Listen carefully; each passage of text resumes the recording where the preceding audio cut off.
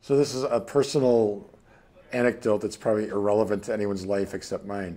But it was 50 years ago today that my family moved from our house in West Dallas to our house in New Berlin, which was literally about 3 miles directly down the road. And I was 9 going on 10. I remember asking my mother if we'd have the same radio stations and television stations because it felt like we were moving to the end of the world.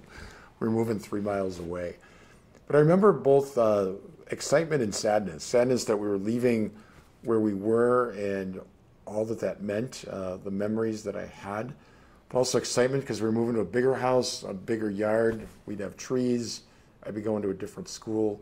So there was a sense of both leaving the past behind and embracing the future. And when I think about that, 50 years ago, isn't that exactly where we're at with both Go Make Disciples and especially Into the Deep? So in just a little over a month, many of our priests will be moving. Some mass times will be changing. There'll be a lot of transition and newness in our lives.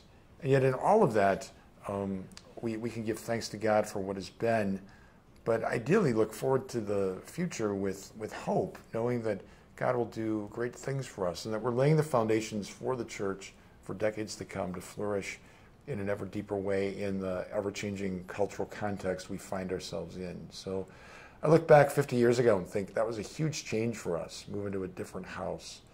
But it was a good change. And once the transition had occurred, my family was happier because we were in a bigger place. We had a bathroom and a half instead of just one for 8 people. We had a bigger yard.